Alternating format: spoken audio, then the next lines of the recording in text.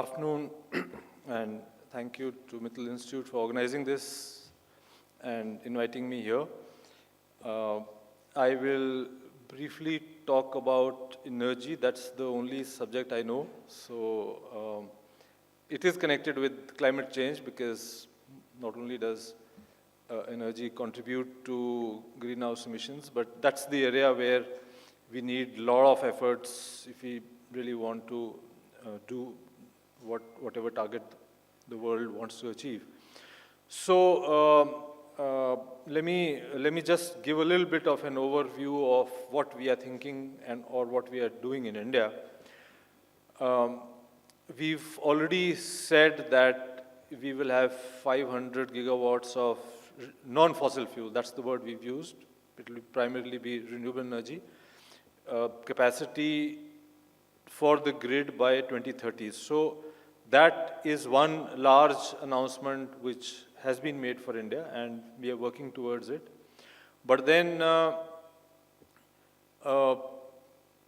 transforming the grid probably is the easier part. Grid contributes only to about 18% of the total power for energy, primary energy in India, and I think even for the world, this percentage is roughly the same, about 18, 19, some countries maybe up to 20%, but that's what the grid contributes. Rest is all either oil in transport or coal or various other forms. And here, I'll try to just talk about the areas where I think innovation is needed and areas where we probably still don't have answers or very clear answers, and we need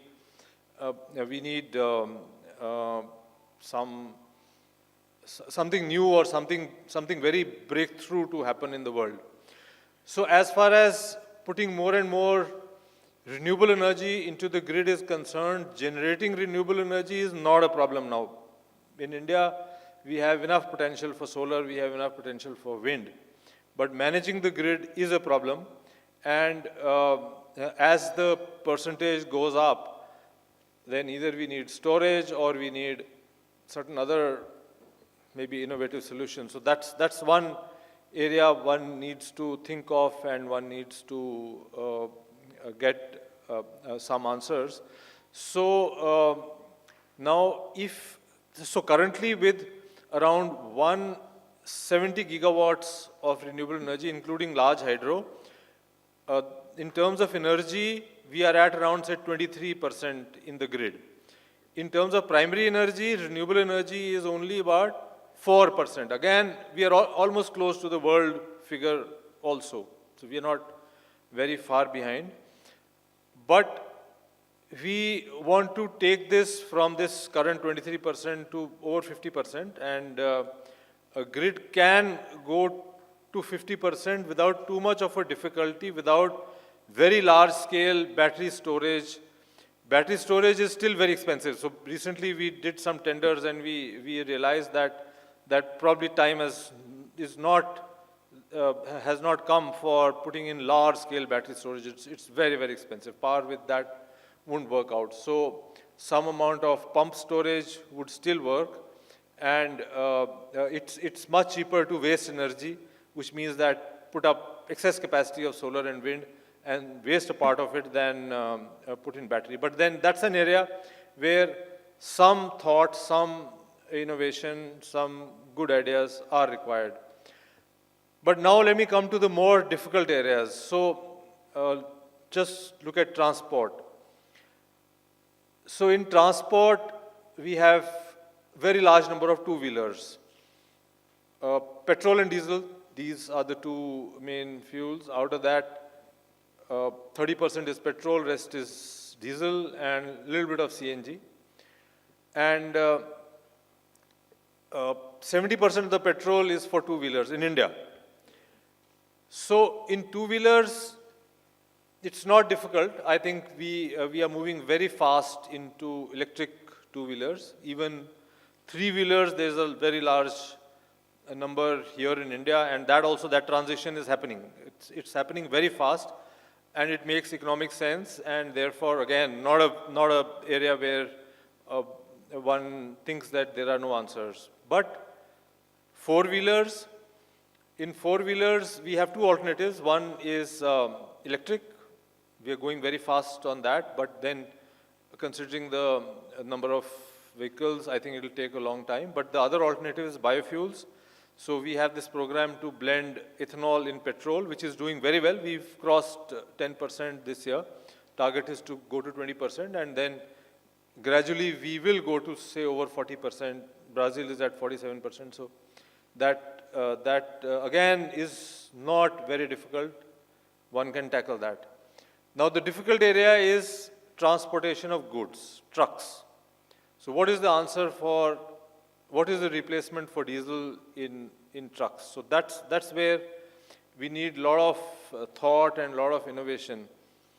So the alternatives are, electric is not the alternative because battery be too large and then long haul and all. One alternative is to shift to railways. In India, railways, they carry about, out of the total goods carried in the country, about 20% railway carries, rest is all through trucks in India. That's the figure for India. So railways have said that they'll go to 40%. So that's the target they've set for themselves. So that's one solution, but then this involves huge investments because then we need dedicated freight corridors. We are working on that. But then we have to find some fuel for trucks. Green hydrogen is one fuel, a lot of talk around that all over the world, but too expensive at the moment. May take a while, and a lot of investment in R&D, a lot of investment in development. Green methanol could be one answer, but again, we're just starting in that area. There could be certain other innovations also, but then that is one area which I want to flag is an area where we don't have answers. We don't have very clear-cut answers. I don't think the world has very clear-cut answers on what is the path to be taken.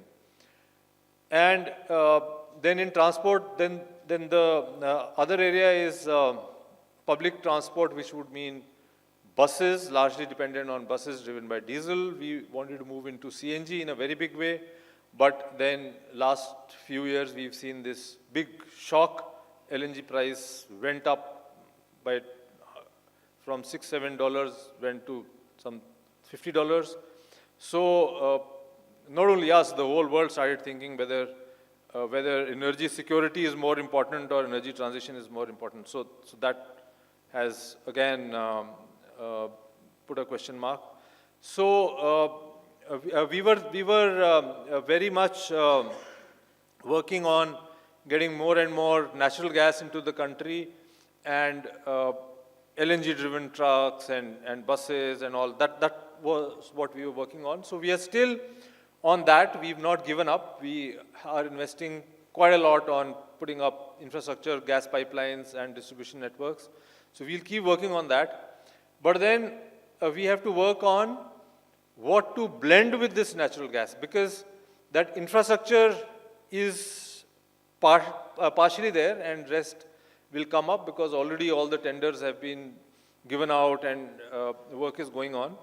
So we can blend biogas, compressed biogas, which is also methane, but then producing those large quantities of biogas is going to be a challenge. We tried some experiments blending hydrogen in natural gas. It's worked well. Emissions do come down very drastically, but not very easy. In the existing pipelines, we can go to about, say, 3% by volume, which is not much. Maybe with some innovation, we might be able to go to, say, 10%. World is talking of 10%, but I don't know whether that's possible. But then having this infrastructure, so we have to think of something which we can blend in natural gas, because that seems to be the easiest.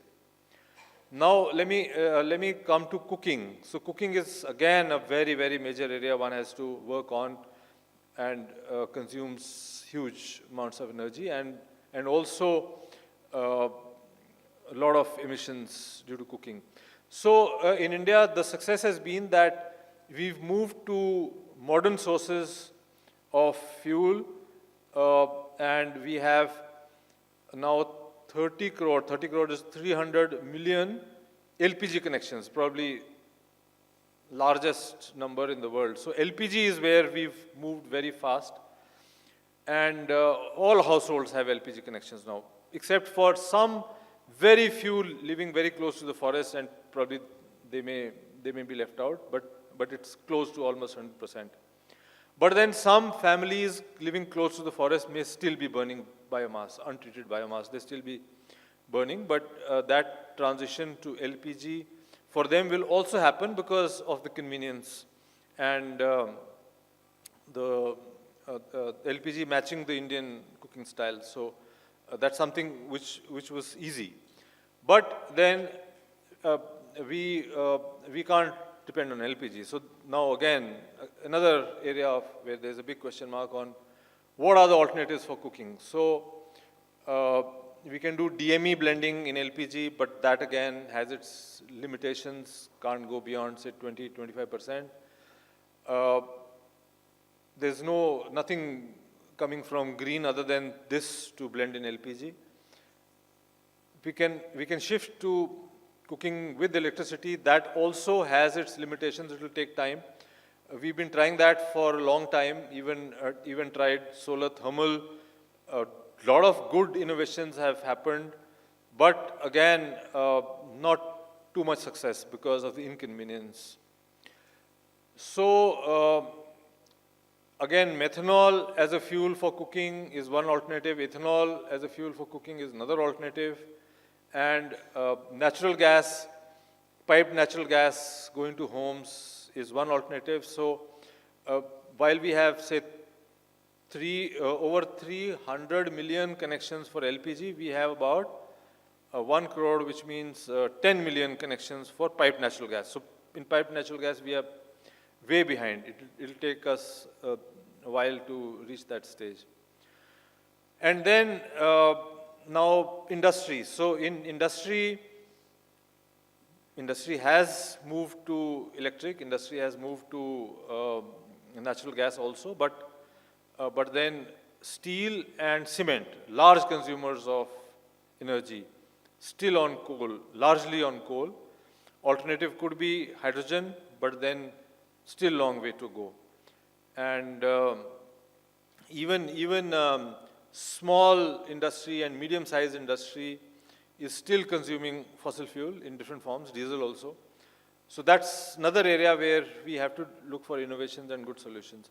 So I've just listed out some areas where we need to think, we need to find answers which are not only workable and resources available, but are also economically feasible. India and most of the developing countries are very price conscious.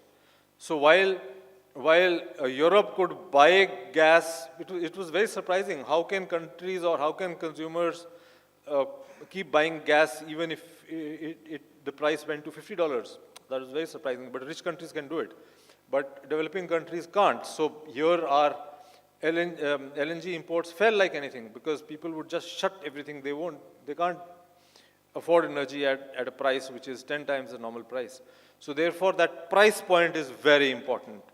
While some countries may start blending or using green hydrogen with coal, co-firing in thermal plants, green hydrogen, which is very expensive at the moment. And also, they are not producing in their country, they are getting it from other countries, but we can't do it. So that price issue is very important. We have to work for solutions. And lastly, let me just mention that for energy transition to happen, financing is very important. And in financing, there are two aspects. One is that financial institutions have to understand this sector, otherwise there's a lot of apprehension. They don't understand the sector, they have money, they don't fund. And second is the cost of finance, which has to come down. Then only we can deliver the newer forms of energy or renewable forms of energy at a price which is more affordable. So I'll stop here